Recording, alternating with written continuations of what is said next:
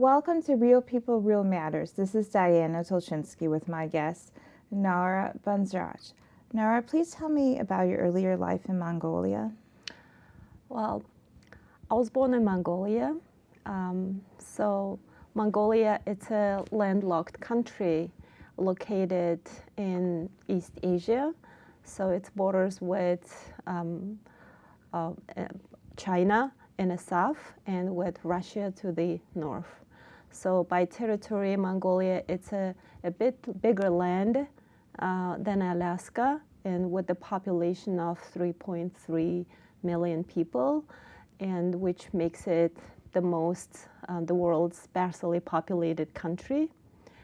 Mongolia is also it's a place that with the closed sea, the land that has a closed sea, and it covers with grassy steppe. The territory covers with the grassy steppe and the high mountains to the north, and also the Gobi Desert to the south. The Ulaanbaatar is the largest city of Mongolia, and it's a home of the half of the populations. Nara, please tell me, were you integrated in the Russian community or the language, or did you have a separate, Sunday school or Saturday school where you learned the language? So I grew up in Mongolia during the time of socialist political regime. At the time, the Russian influence was greater in my country. So a lot of people sent their kids to Russian school. There were separate schools that trained kids to specially designated school for the Russian kids, Russian classes. Mm-hmm. So my parents sent me to a Russian school. So that's how I gained my second language, Russian. Interesting, yeah. Interesting. And also, what type of music or education, arts education are there in Mongolia, especially for grade schoolers and junior high kids? Mm-hmm. So I wasn't interested into the art that much, but I was greatly attracted to the traditional Mongolian musical instrument. So that's why my parents sent me to a children's palace. It's specialized places that train kids to how to play the musical instrument, how to play piano, and how to dance and act, all these things. So I had a chance to go to take the classes to how to play this Mongolian national instrument. It looks like it's called kayagum. It's looks like a zither, the instrument named zither. How long were you playing that instrument for? Oh, I played only during my childhood, a couple years. Yeah. Were you involved in singing or anything with teaching early childhood education? No, not for the playing with the musical instrument. No. And when did you move to Moscow, the capital of Russia? Right. So I had a good opportunity to move to Russia with my family. So I believe myself very fortunate to living in Moscow and have to work with the Russian people, with other people in my country. So the best part of my life is connected with the living in Russia. So I had a chance to visit all these museums and concert halls and the great countries like St. Petersburg. Still now I remember that back to my life, I wanted to go back to this country again to remember my memories that I experienced it at that time. Where did you get your secondary education, your bachelor's? Right, yeah. I graduated in Mongolia, the state University of education, which I gained my early childhood education and the English language teaching degree. So like when you had that how did you get into Moscow? Like did you get a scholarship, or you were needed in Moscow? I believe my work experience gave me a chance to work in Moscow because I had a language to speak, to communicate with people. So maybe I was a good candidate to work to Moscow. Nice, So nice. it was a competitive position too. So yeah, throughout my life, I lived in Moscow for 3 years during 2006 till 2009. Yeah, so. How was the political life for you then? I was away from that political Or social, yeah, social yeah, and the right. arts and the music. For someone coming from Mongolia, how Right. receptive are they? Oh, right. Yeah. So thanks to my teachers, thanks to studying in a Russian school, I was half like it cultured with the nice. Russian culture. So it was not for me surprising. It wasn't for me like unexpected things happening over there. So it was very normal, typical. So I was communicating with Russian people like that I know them long before. So there's it was no easy. cultural shock. There wasn't any cultural shock or difference like I expected in here, like right after I moved here. So interesting. it was an easy move for me to live in Russia. And then how did you get from Moscow to the Glenview area? Thank you for asking this question. Yeah, so from Moscow and coming here to U.S., it was a big challenge. It was a long journey for me, coming with my family, with 2 of my kids, and finding schools, places to live, and finding the works that I can do. It was a challenging journey. I believe all immigrants' family experience these challenges at the beginning of their life. So I didn't jump over. I went through that, and the first place I connected is the school system because my kids needed a school, and one of my kids had some challenges at the school, and I was so much involved to the school system and the community. So that's how I am so deeply into the school system right now. And what are you doing right now as an advisor and a teacher in the GBS system? Right. So right now, currently, I'm working at the Glenbrook High School as a Mongolian parent liaison at the multilingual department. So I work with the Mongolian parents, students, and initially I started to work as an instructional assistant, and I was helping to teachers how to teach the subjects for the students that came from other country. So I teach to students, the bilingual students came from other country, including Mongolia, Russia, Ukraine, Philippines, Korea, India, Middle Eastern countries. And tell me, how was your personal story? When did you move to the Glenview area? What year? So I moved to Glenview in 2009. I came with my husband and 2 of my kids 15 years ago. So the move was hard. Yes. And yeah. Well worth it, I assume. Yes, it is. So I had 2 more kids, and now I have 4 kids, which my oldest child is in college, another one in a high school, the 3rd one in a middle school, and the last one is in elementary school. So it's all stages of the school educational system right now I'm experiencing. So I'm connected with all 4 levels of the school system. And tell me, like, how did you get introduced to bilingualism, and how did you promote also that feel that both the parent and the child needs to learn both Mongolian and English. All right. Right. Keeping the language, keeping their native language is very important. And at the beginning of journey, every immigrant country or people, they experience losing their native language, and they are focused on to learn the English only.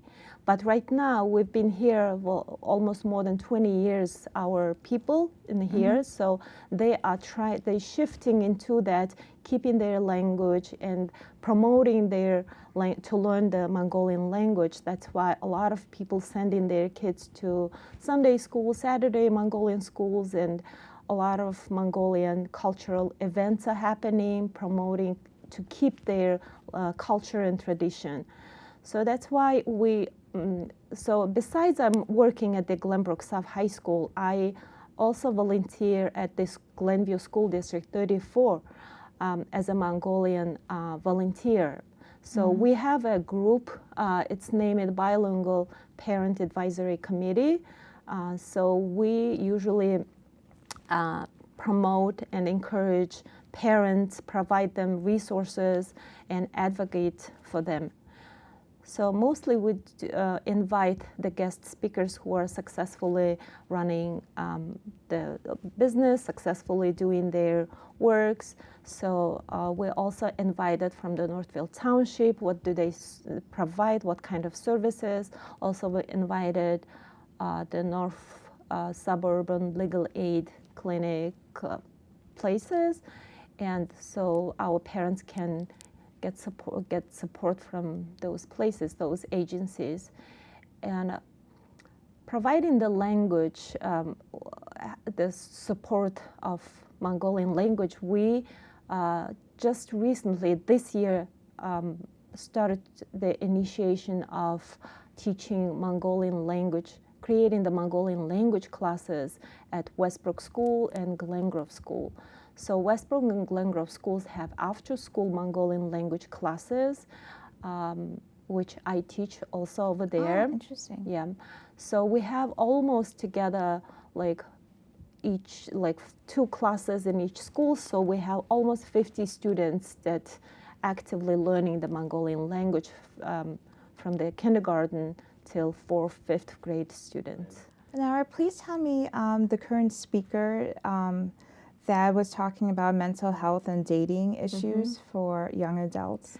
Right. At Glenbrook South, I also sponsor the Mongolian Club Kids. So we have the Glenbrook South High School has more than 3,000 students, and among that, 150 students are Mongolian, almost 150 students are Mongolian, and half of them, more than half of them, about 80 of them are the perfect like bilingual speakers student, and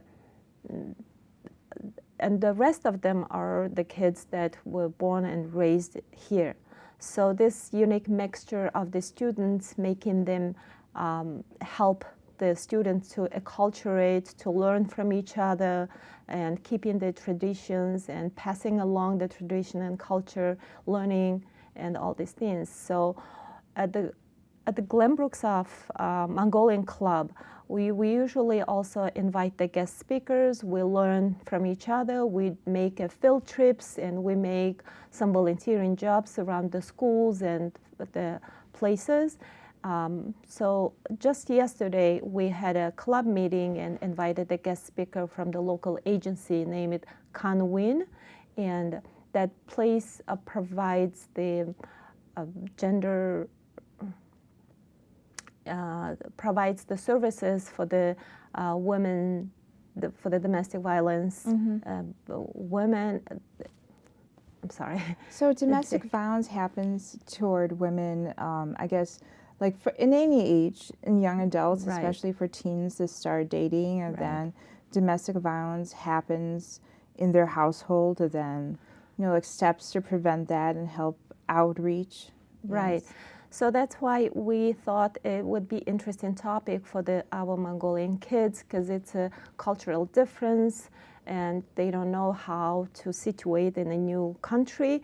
So we invited people from there to let them know how the dating violence occurs, how to prevent it, and providing them the knowledge and education to advocating them.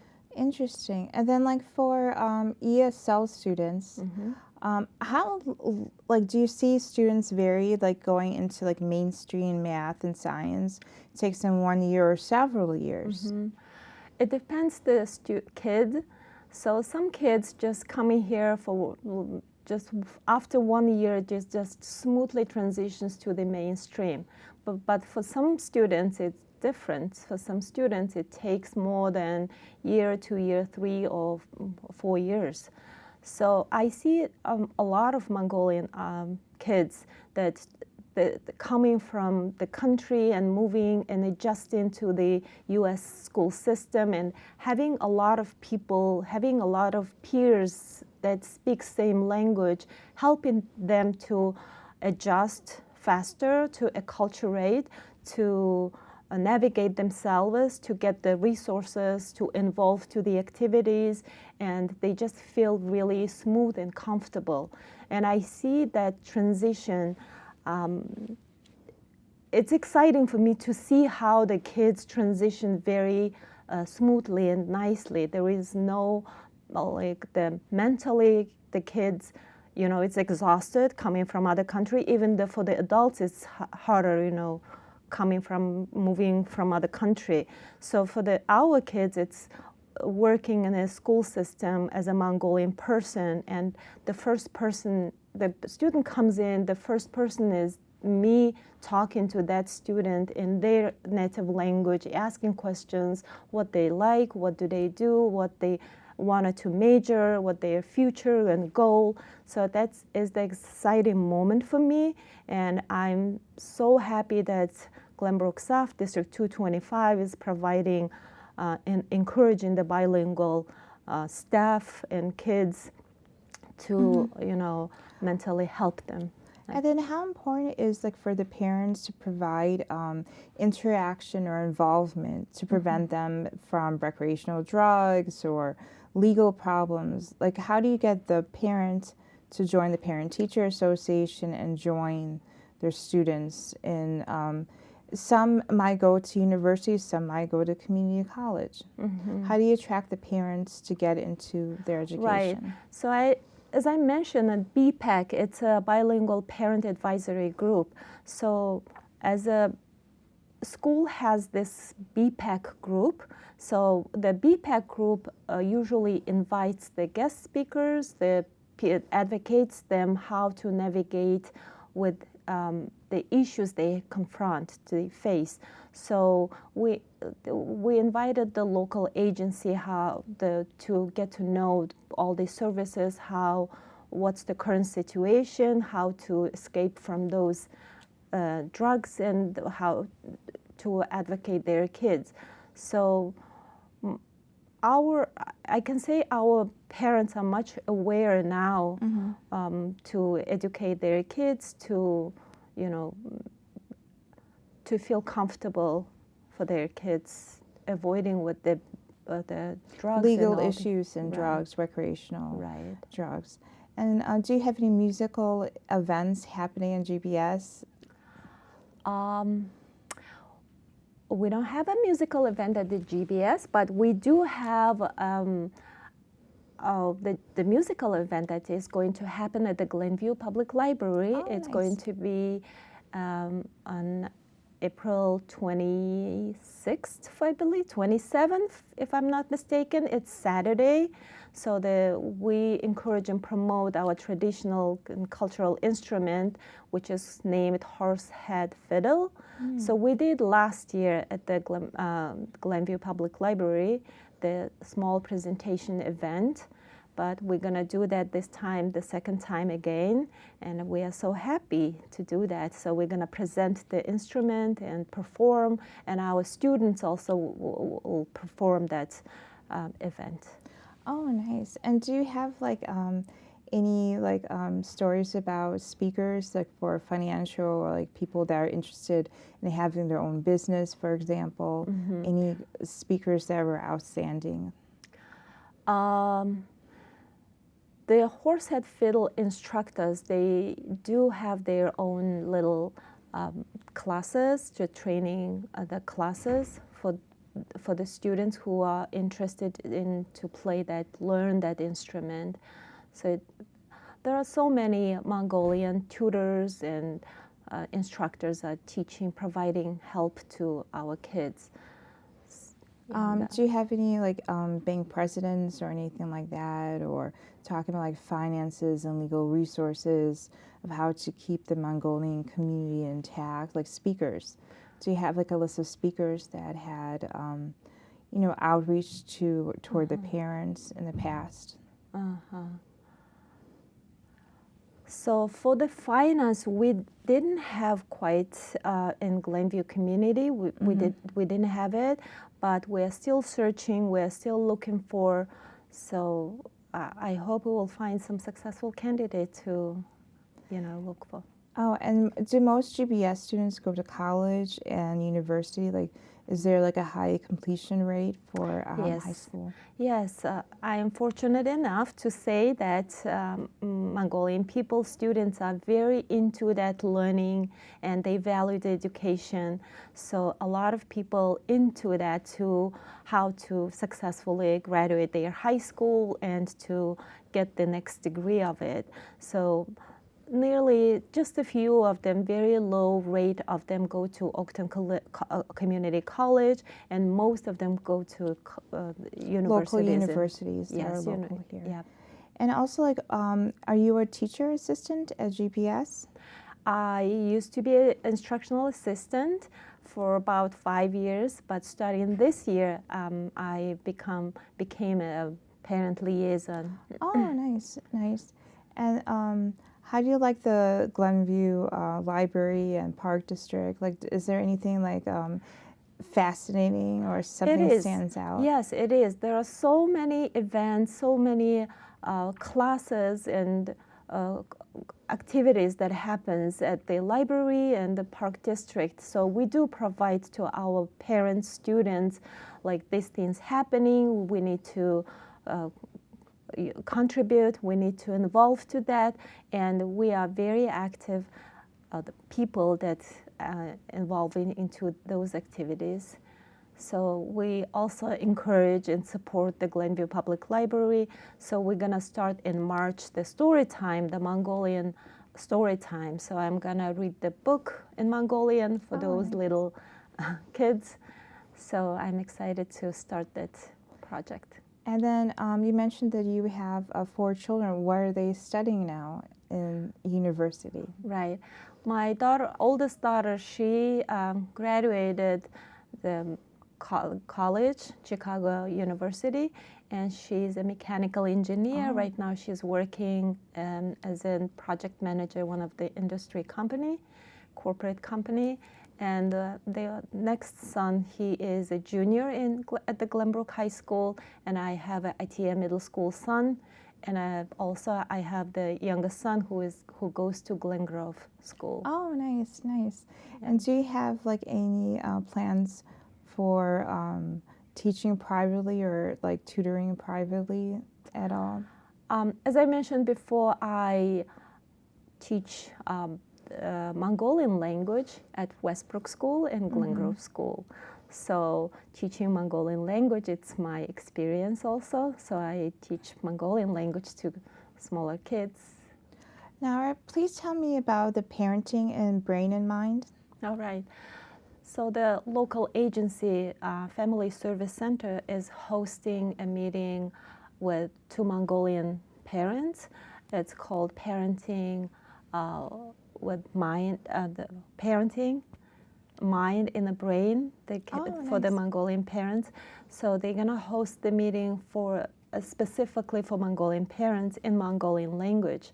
So we are so excited to hear that, and the Family Services collaborating with BPAC of District 34 and District 225. So we're expecting many parents and students. Can you tell me, like, what do you know about, like, how does the brain or cognitive development change in a young students? Like, when they come to America, they struggle with, like, reading and math and social adjustments. Right. So that was the very interesting topic as a parent for me to hear. So I wanted to hear that. And also I'm working in a school system. I see the changes, how their brain, the emotionally and in all way they are changing. And also physically they're changing. So the parents will, sometimes parents won't notice how their kids are changing in a different country. So we wanted to be aware to how their brain changes, what is affecting them to get these changes. So I'm very much expecting to hear and learn a lot of things from that event. And can you tell me how you're celebrating the Lunar New Year? All right, the Lunar New Year is coming very soon. It's February 10. So related with that, the Glengrove, the local District 34 school, Glengrove School, is hosting the Lunar New Year event. And we are preparing for that event. We're gonna perform the traditional singing and dancing and playing the horsehead fiddle music, and we're gonna serve the little food over there. Oh, nice. Yeah, so a lot of cultural events gonna happen at the Glengrove School very soon. Thank you, Yeah. Nara Banzragch, for this interesting information about GBS and being a parent. All right, thank you so much for inviting me. You're welcome. Thank you for watching Real People, Real Matters. This is Diana Tulchinsky with my guest, Nora Banzragch. Please watch us again.